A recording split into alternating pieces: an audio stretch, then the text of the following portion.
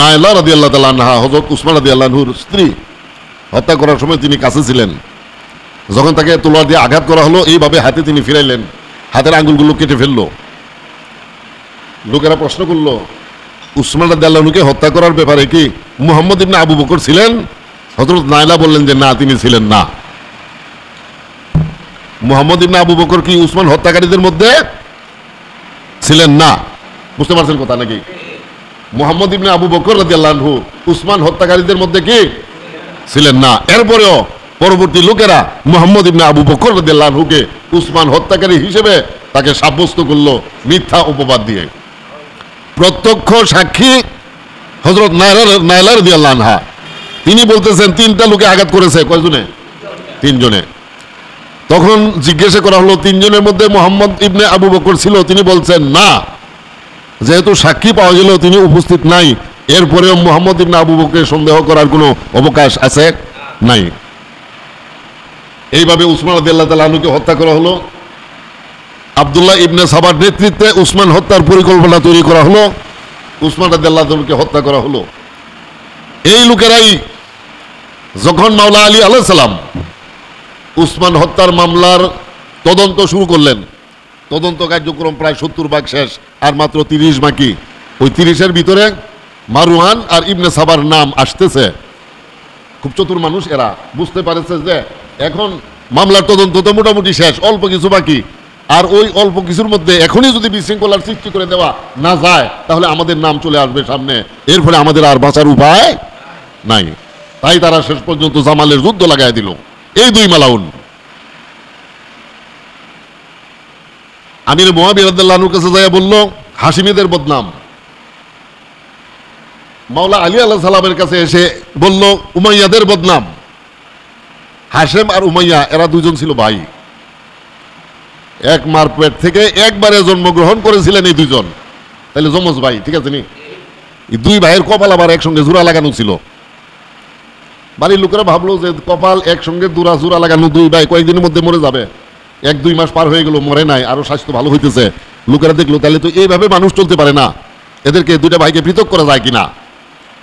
3-4 মাস পর, জন্মের 3-4 মাস পর তারা ডাক্তারের কাছে নিয়ে গেল ওই শাম দেশে। শাম দেশও ডাক্তাররা চিকিৎসা করলো, তলোয়ার দ্বারা অপারেশন করে 2 ভাইকে জুদা করলো, পৃথক করলো। পৃথক করার পর তারা ভাবলেন যে আর 3-4 ঘন্টার মধ্যে এরা 2জন মারা যাবে, যেহেতু কপাল জোড়া লাগানো, পৃথক করা হয়েছে, টিকবে না।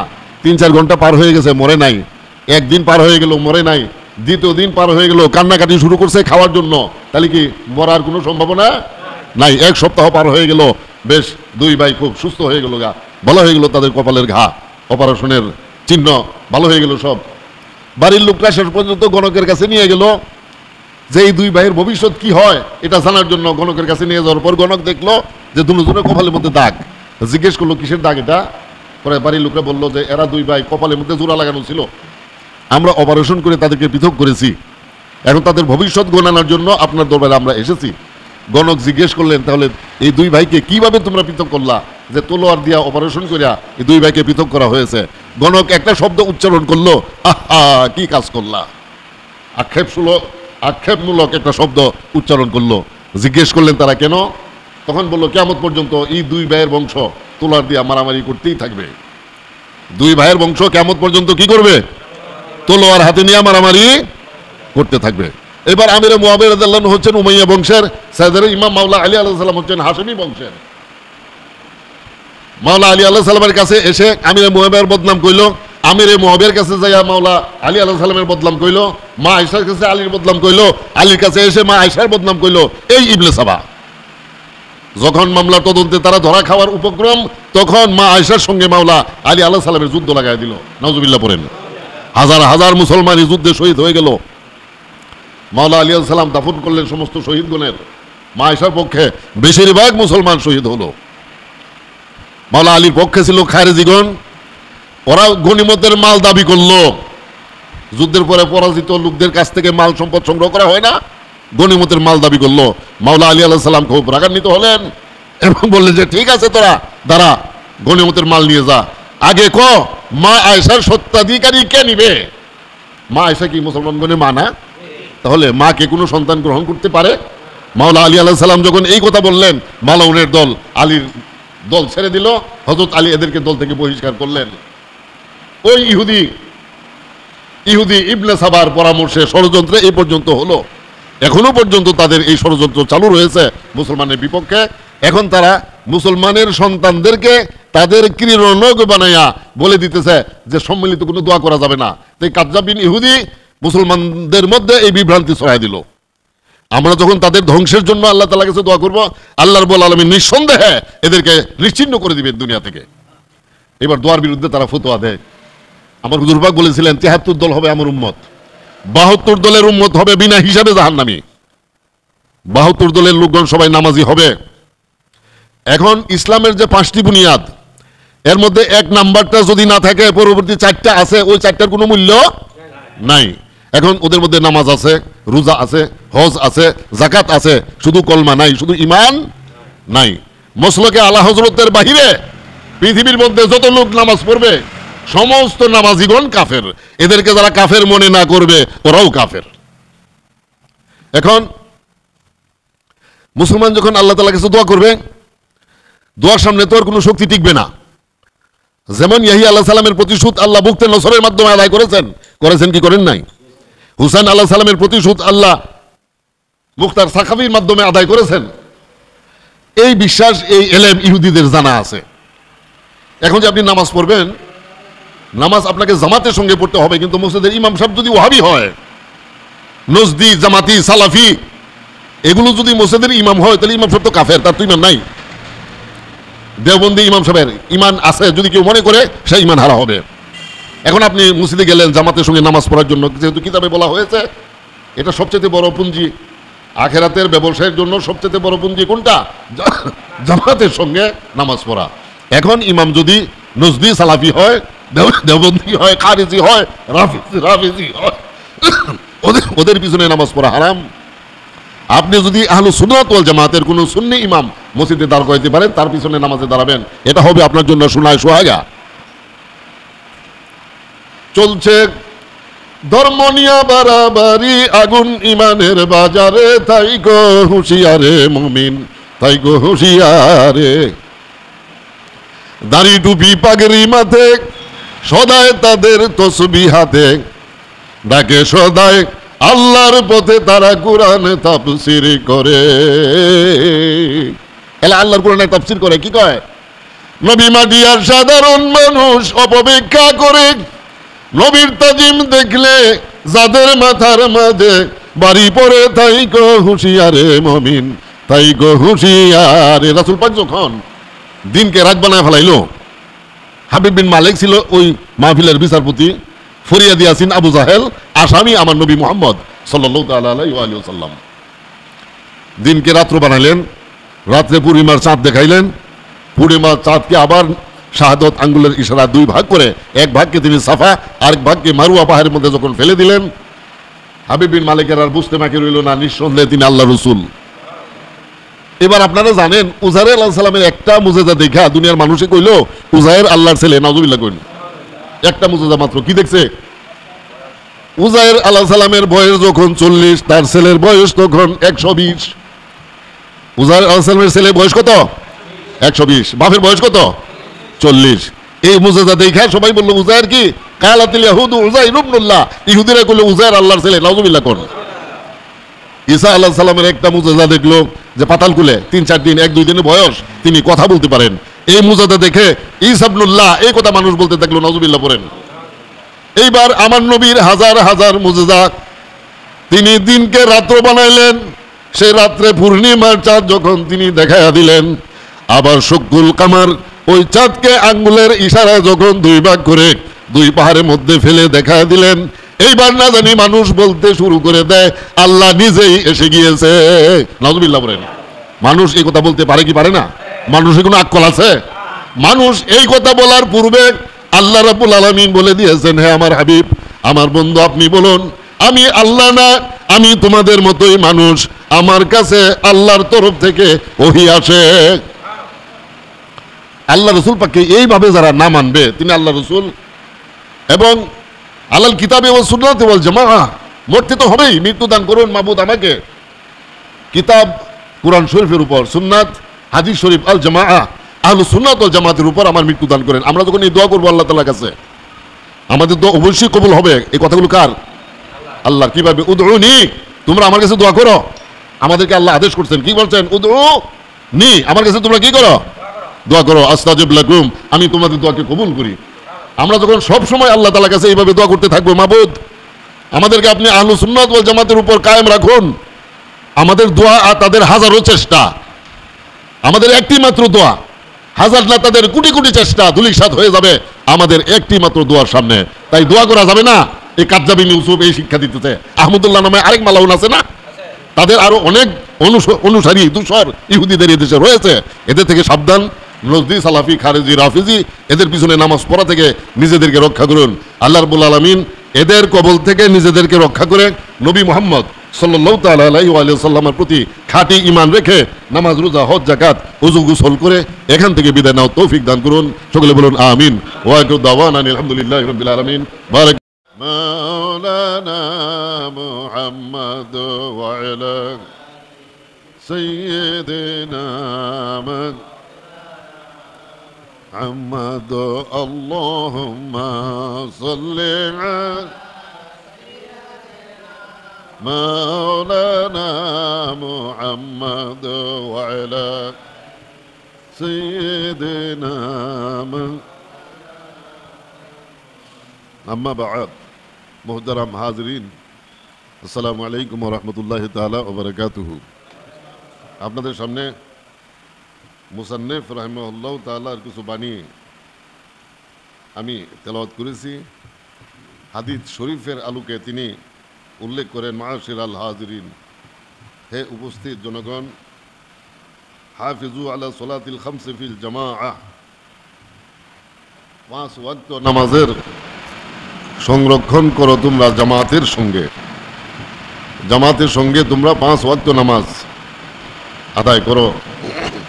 ফাইন্নাহা মিন আকরামি তিজারাতি ওয়া বিজাআ, কেননা এটাই হলো জামাতের সঙ্গে নামাজ আদায় করা প্রত্যেকটা মুমিনের জন্য আল্লাহ রাসূল পাক সাল্লাল্লাহু তাআলা আলাইহি সাল্লামের হুকুম, এবং জামাতের সঙ্গে নামাজ আদায় করা এটা ওয়াজিব, সুন্নতে ওয়াজিবা। তিনি উল্লেখ করেন আকরামে তিজারাতিন, তেজারাতুন শব্দের অর্থ হলো ব্যবসা, আকরামুন অর্থ হইল সম্মানিত, মহা সম্মানিত, আর বেজাআ শব্দের অর্থ হইল ব্যবসায়ের মূলধন, পুঁজি যাকে বলা হয়। এখন এই নামাজকে অত্যন্ত মর্যাদা সম্পন্ন ব্যবসায়ের সঙ্গে তুলনা করা হয়েছে,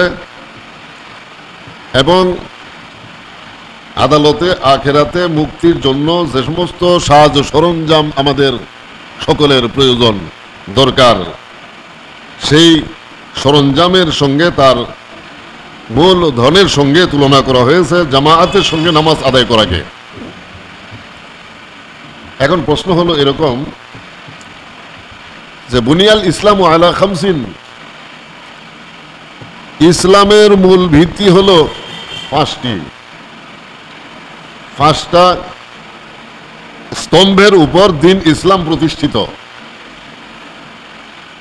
এই 5টা স্তম্ভ থেকে যদি একটা ক্ষতিগ্রস্ত হয়, দিন ইসলাম ক্ষতিগ্রস্ত হয়ে যাবে। এই একটার মধ্যে এমন একটা স্তম্ভ রয়েছে যেটার নাম হচ্ছে কালমা, শাহাদাতা আল্লাহ ইলাহা ইল্লাল্লাহু ওয়াহদাহু লা শারীকা লাহ।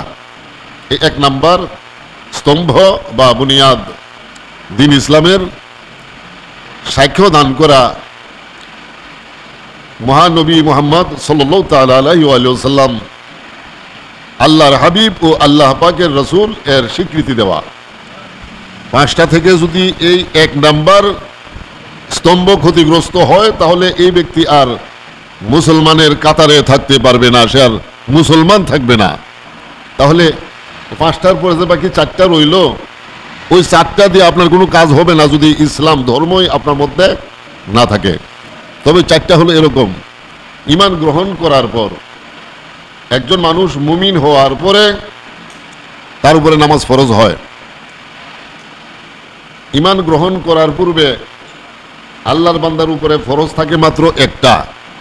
মুসলিম হওয়ার আগে মানুষের উপরে ফরজ থাকে কয়টা? একটা। ওই একটি ফরজের নাম কি? ঈমান। শাহাদাতা আল্লা ইলাহা ইল্লাল্লাহু ওয়াহদাহু লা শারীকা লাহ ওয়া আশহাদু আন্না মুহাম্মাদান আবদুহু ওয়া রাসূলুহু।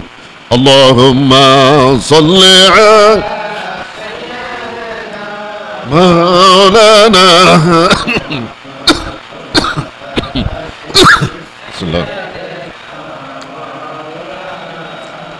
محمد اللهم صل على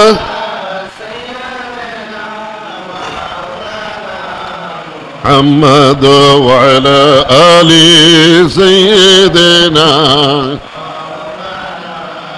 محمد اللهم صل على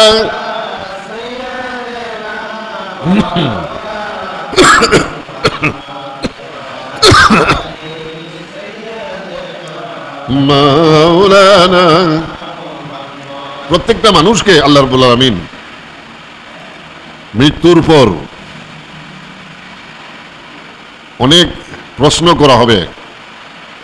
হাসরের ময়দানের মধ্যে আল্লাহ রাব্বুল আলামিন প্রত্যেকটা মানুষকে বিভিন্ন প্রকারের প্রশ্ন করবে।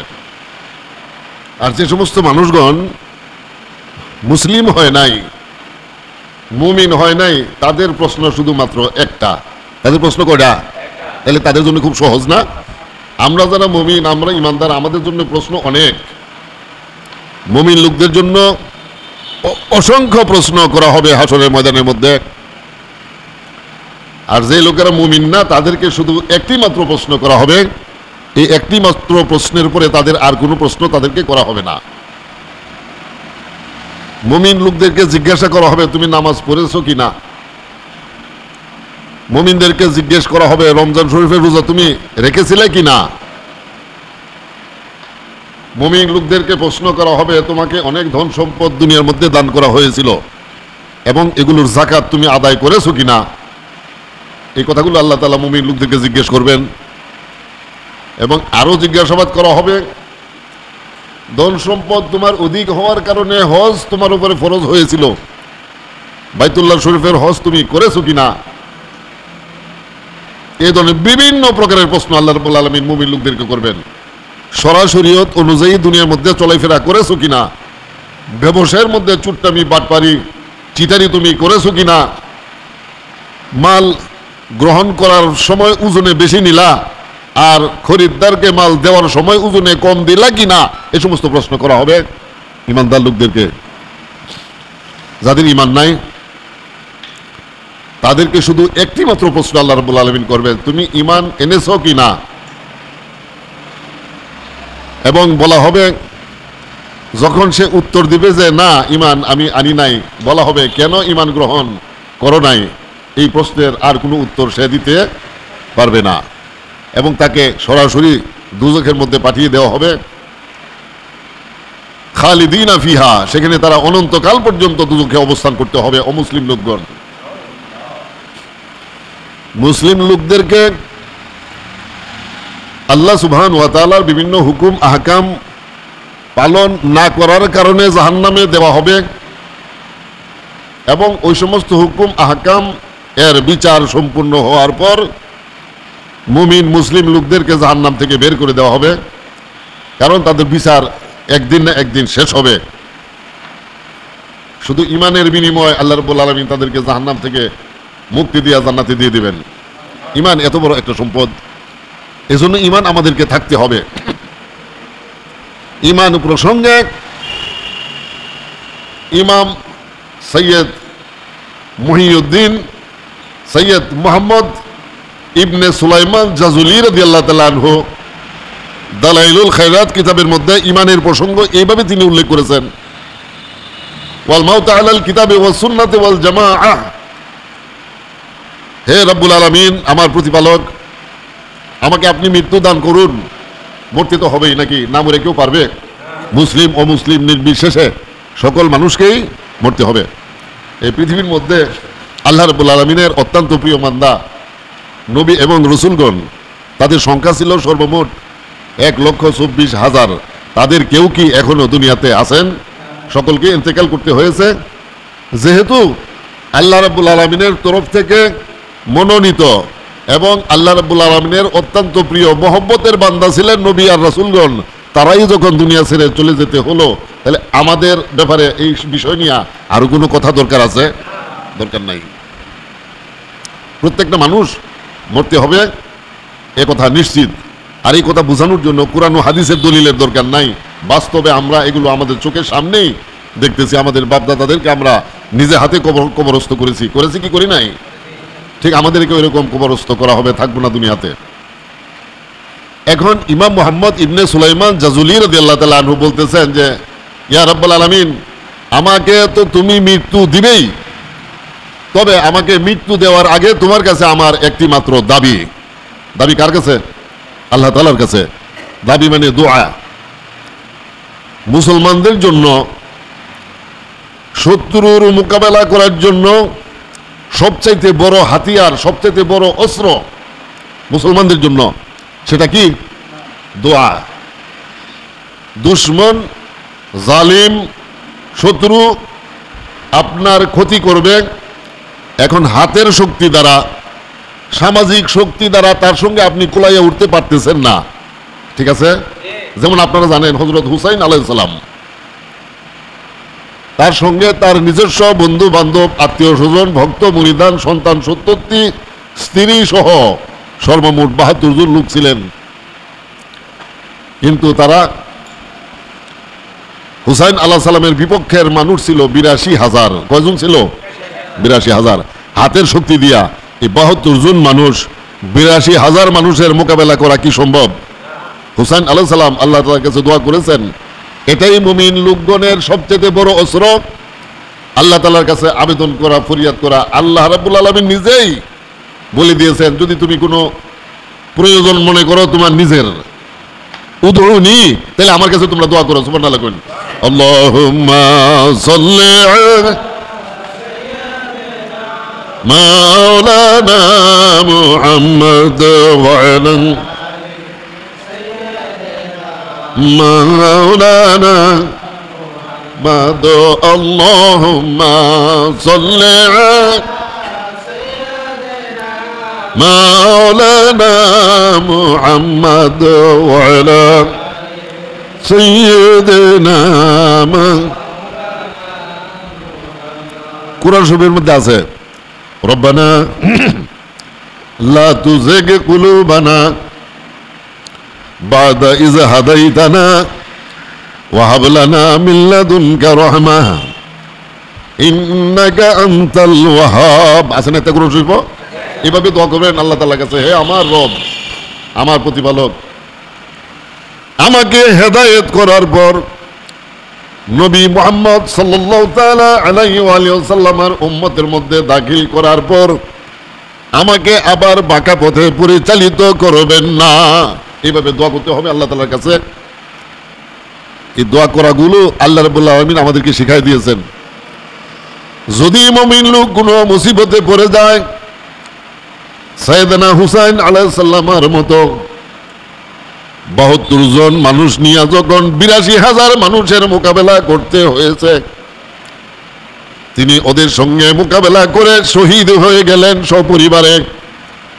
আত্মীয় স্বজন, বন্ধু বান্ধব সহ সর্বমোট ৮২ জন কারবালার ময়দানে হুসাইন আলাইহিস সালামের সঙ্গে শাহাদত লাভ করেছিলেন। কিন্তু দোয়া করার যে একটা তরিকা, রাস্তা, এইটা ওই ৮২,০০০ মানুষে নিতে পারে নাই। ওই অস্ত্র হুসাইন আলাইহিস সালামের হাতেই ছিল।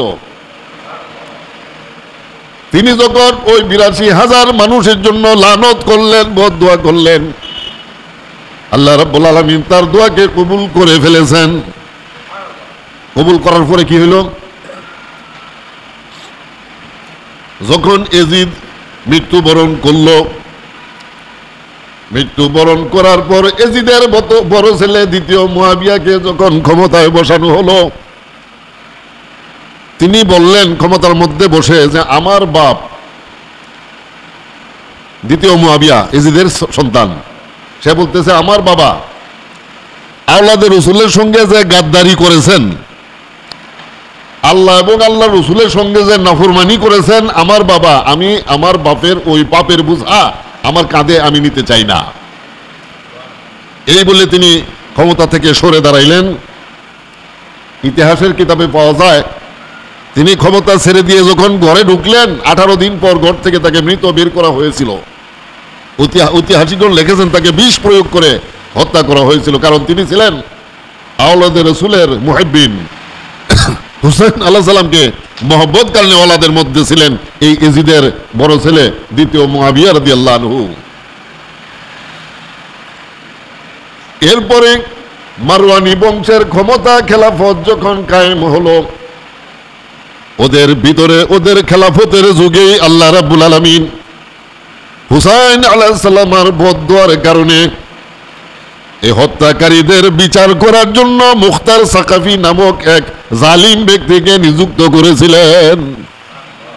নাম কি তার? মুখতার সাকাফি। আপনারা জানেন হযরত ইয়াহিয়া আলাইহিস সালামকে হত্যা করা হয়েছিল। কি করেছিল না? ইয়াহিয়া আলাইহিস সালামের বাবা হযরত জাকারিয়া আলাইহিস সালাম, ঠিক আছে নি? ইয়াহিয়া আলাইহিস সালামের বাবার নাম কি? জাকারিয়া আলাইহিস সালাম। করাত দিয়ে তাকে ছিঁড়ে ফেলা হয়েছিল। আর ইয়াহিয়া আলাইহিস সালামকে কিভাবে হত্যা করলো? লাঠি দিয়ে আঘাত করতে করতে মাটির মধ্যে ফেলে দিয়ে তাকে লাঠি দিয়ে আঘাত করতে করতে মেরে ফেলা হয়েছিল। আল্লাহ রাব্বুল আলামিন জাকারিয়া আলাইহিস সালামের প্রতিশোধ গ্রহণ করেছিলেন আরেক জালিমের দ্বারা। বুখতে নসর নামে এক জালিম বাদশা ছিল। ওই বুখতে নসর হযরত ইয়াহিয়া আলাইহিস সালামের হত্যার প্রতিশোধ আদায় করেছিল। সে পরে আবার খোদাই দাবি করে বসলো। বুখতে নসর সারা পৃথিবীর বাদশা ছিল। ঠিক তদ্রূপ মুখতার সাকাফির মাধ্যমে হুসাইন হত্যার প্রতিশোধ আল্লাহ তাআলা গ্রহণ করেছেন এই পৃথিবীর মানুষদের মধ্য থেকে। এই নাফরমান আরেকবার নবুয়তের দাবি করে বসলো। আপনারা জানেন মক্কার শাসনকর্তা ওই যুগের নাম কি? আব্দুল্লাহ ইবনে জুবায়ের। মক্কার শাসনকর্তার নাম কি? আব্দুল্লাহ ইবনে জুবায়ের রাদিয়াল্লাহু তাআলা আনহু। তার সঙ্গে যুদ্ধ করে মুখতার সাকাফি ওই যুদ্ধে নিহত হয়। হুসাইন আলাইহিস সালামের হত্যার প্রতিশোধ আল্লাহ রাব্বুল আলামিন মুখতার সাকাফির মাধ্যমে আদায় করেছিলেন। এই মুসলমানের দোয়া এত গুরুত্বপূর্ণ দোয়া। এই বিষয়টা ইহুদিরা জানে। ইহুদি নাসারারাও এই বিষয়টা কি জানে যে আল্লাহ তাআলা দোয়া কবুল করেন, এবং সেই দোয়া অনুযায়ী আল্লাহ রাব্বুল আলামিন দোয়ার সামনে তো কোনো অস্ত্র আর টিকে না, সামনে দেখবে কোনতে নাজেলা মুসলমানেরা যখন তেলাওয়াত করতে থাকবে। আল্লাহ রাসূল পাক সাল্লাল্লাহু তাআলা সাল্লাম হাদিস শরীফ থেকে সাব্যস্ত রয়েছে জালিমের বিরুদ্ধে আল্লাহ তাআলার দরবারে দরখাস্ত করার জন্য, বিচার দেওয়ার জন্য কুনুতে নাজেলা তেলাওয়াত করা হয়। ওই কুনুতে নাজেলা তেলাওয়াত করলে জালিমদের শাস্তির ব্যবস্থা আল্লাহ মৃত্যুর আগে পৃথিবীর মধ্যে করে থাকেন। ইহুদিদের এই বিশ্বাস আছে। তাই ইহুদিদের দালাল সালাফি। কারা ইহুদিদের দালাল? কে? সালাফি। ওই যে যারা মহিলাদের মতো বুকের উপরে হাত বাঁধে, ঠিক আছে না? ওই যে একটা নাম কি কাজ্জাব বিন ইহুদি নাকি কাজ্জাব বিন ইউসুফ না? তাহলে নামাজের পরে দোয়া করা যাবে না। হারামজাদা কয় কি নামাজের পরে দোয়া করা চলবে না, কারণ সে জানে ইহুদিরা শিখাই দিয়েছে তাকে এই কথা বলার জন্য। ইহুদিরা জানে মুসলমান দোয়া করলে দোয়া কবুল হবে, তাদের বিচার হয়ে যাবে। কাজেই মুসলমানদেরকে দোয়া থেকে ফেরানোর জন্য এই ষড়যন্ত্র এরা শুরু করছে। আরেক মালনের নাম কি? আব্দুল্লাহ নাকি নাম? হ্যাঁ, আচ্ছা। এই সমস্ত লোকেরা কয় কি নামাজের পরে কোনো দোয়া চলবে না, নামাজের পরে দোয়া করতে হবে। এই নামাজের পরে দোয়া আমাদের যেদিন থেকে এই দেশের মধ্যে নামাজ এসেছে ঠিক ওই দিন থেকে নামাজের পরে দোয়া করার বিধান শুরু হয়েছে। হয়েছে কি হয় নাই? আল্লাহ রাসূল পাক সাল্লাল্লাহু তাআলা সাল্লাম হাদিস শরীফ থেকে বহু প্রমাণ আছে এরকম যে তিনি ফরজ নামাজের পরে দোয়া করেছেন। সুফিয়ায়ে কেরাম উল্লেখ করেছেন দোয়া কবুলের উপযুক্ত সময় হলো ফরজ নামাজের পরবর্তী সময়। এই সময় আপনি দোয়া করবেন জালিমদের বিপক্ষে, আল্লাহ রাব্বুল আলামিন আপনার দোয়াকে কবুল করবেন এবং জালিমের বিপক্ষে আল্লাহ তাআলা আপনাকে বিজয় দান করবেন। এই ইহুদিরা ইসলাম ধর্মকে ধ্বংস করার জন্য সর্বপ্রথম যে ষড়যন্ত্র করেছিল উসমান হত্যার মাধ্যমে। কার মাধ্যমে? উসমান রাদিয়াল্লাহু তাআলা আনহুকে হত্যা করে। সে কে? উসমান হত্যাকারীর পরিকল্পনা তৈরিকারী লোকটার নাম কি? আব্দুল্লাহ ইবনে সাবা। আব্দুল্লাহ ইবনে সাবা সে ছিল ইহুদি নেতা। মুসলমানের ছদ্মবেশে মুসলমানদের ভিতরে ঢুকে এই ইসলাম ধর্মের মধ্যে দ্বিতীয় ভাগের সৃষ্টি করে দিল এই লোকটা ইবনে সাবা। তাই সে তার সঙ্গে নিয়ে গেল মারওয়ানকে। ইবনে সাবা তার সঙ্গীকে মারওয়ান। মারওয়ানকে না চিনেন? খলিফা উসমান রাদিয়াল্লাহু আনহুর চাচাতো ভাই, হযরত উসমান রাদিয়াল্লাহু আনহুর কি চাচাতো ভাই। এবং এই লোকটা হযরত উসমানের মেয়ের জামাই ছিল। এই মারওয়ান হযরত উসমান রাদিয়াল্লাহু আনহুর কি মেয়ের জামাই ছিল। তার কি কয়, তার এই পর্যন্তই শুধু তার যোগ্যতা না, আরো রয়েছে। সে ছিল হযরত উসমান রাদিয়াল্লাহু তাআলা আনহুর অর্থ সচিব। অর্থ সচিব মানে কি? কেশিয়ার নাকি? অত সরকারি যাবতীয় টাকা পয়সা তার হাতে থাকবে, ওই মারওয়ানের হাতে। এই দুইজন লোক ইবনে সাবা মারওয়ানকে তার সঙ্গে নিয়ে খলিফা উসমান রাদিয়াল্লাহু আনহু হত্যার পরিকল্পনা তৈরি করেছিল। এবং উসমান রাদিয়াল্লাহু আনহু ছিলেন অত্যন্ত নরম দিলের মানুষ। তিনি বলতেন এরকম যে আমার হাতে যদি জান্নাতের চাবি থাকতো তাহলে আমি উমাইয়া বংশের একটা মানুষকে জাহান্নাম যেতে দিতাম না। তিনি কত বড় আত্মীয় বৎসল মানুষ ছিলেন, বুঝতে পেরেছেন নাকি? জান্নাতের চাবি আমার হাতে থাকলে কি করতাম? উমাইয়া বংশের একটা লোককে জাহান্নাম যেতে দিতাম না। তিনি আত্মীয়তার এত সম্মান করতেন। অত্যন্ত সহজ ও সরল মানুষ ছিলেন। তার সরলতার সুযোগ নিয়া তার রাজত্বের মধ্যে ইবনে সাবার লোকেরা বিশৃঙ্খলার সৃষ্টি করলো। মিশর থেকে একদল লোক এসে উসমান রাদিয়াল্লাহু তাআলা আনহুকে হত্যা করলো এবং ওদের সঙ্গে ছিল ইহুদি হযরত নায়লা রাদিয়াল্লাহু তাআলা আনহা। আল্লাহুম্মা সাল্লি মাওলানা মুহাম্মদ ওয়া আলা মাওলানা মুহাম্মদ। আল্লাহুম্মা সাল্লি মাওলানা মুহাম্মদ ওয়া আলা